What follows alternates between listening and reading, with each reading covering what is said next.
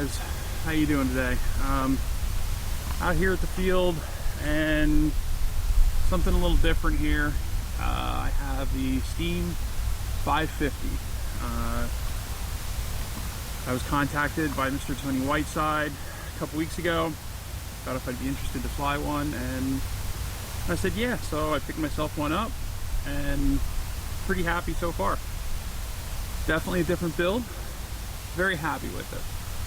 So just want to kind of give you a little bit of basics here of it, and then we're out here at the field, as you can kind of see, maybe behind me anyway. It's a little cloudy, overcast, sun keeps peeking in and out, but we're going to do our best to get basically first flight on it today. I have hovered it for maybe a minute just to make sure everything seems okay, so we'll have to fly it and kind of dial it in.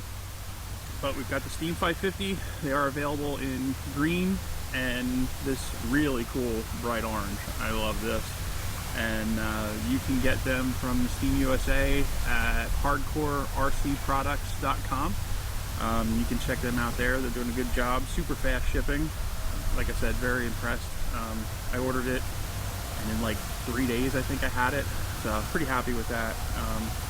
A lot of the companies out there are doing pretty good with shipping because they're taking care of the heli guys. They know we're a good crowd, that's going on. So I've kind of been out of it for a little bit. We're getting back at this, having some fun.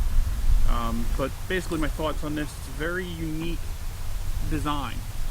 And I kind of like that. I like being different, not necessarily going with the flow, so to speak. Although I do fly a lot of Goblins.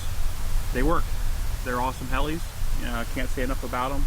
I have one here we'll use as a comparison size.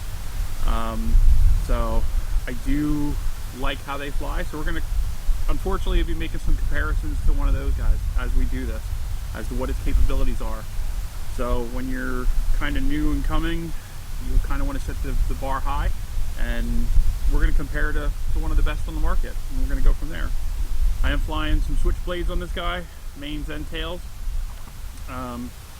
But the construction of this thing, it's neat. It's very clean on the wiring. Everything's built right into the inside of the frames. That I thought was pretty cool, definitely unique.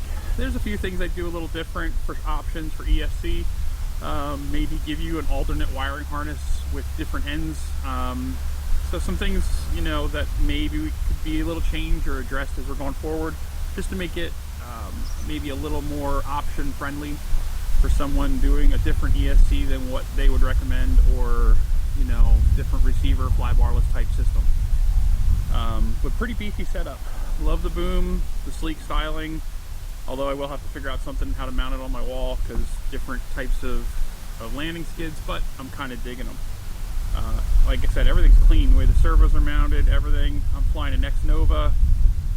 What I have, the 4020 1200 in here. Hobby Wing 120. I am flying this on 6S 5000. I'm running the Icon 2. I have KST servos, and like I said, with the switchblades, it's a pretty good combo, very similar to what I'm running on my Goblin 570. Same motor, same ESC combo, and that thing's a powerhouse. It does amazing. So kind of sticking with what I know. But yeah, very happy with how this thing goes together. It's clean, it's simple. I am a little different here. They have these nice little things here for different battery type connectors. I'm still old school. You can kind of see in here, I am running an EC5, so I had to figure out a different way on this one. But I use batteries for multiple helis, so I made it work. Everything the way it's pretty modular, it's pretty sleek. I like how the wiring is hidden. Like I said, wiring management is a big deal to me. When you get in, if you get mild OCD, you want to keep things nice and clean.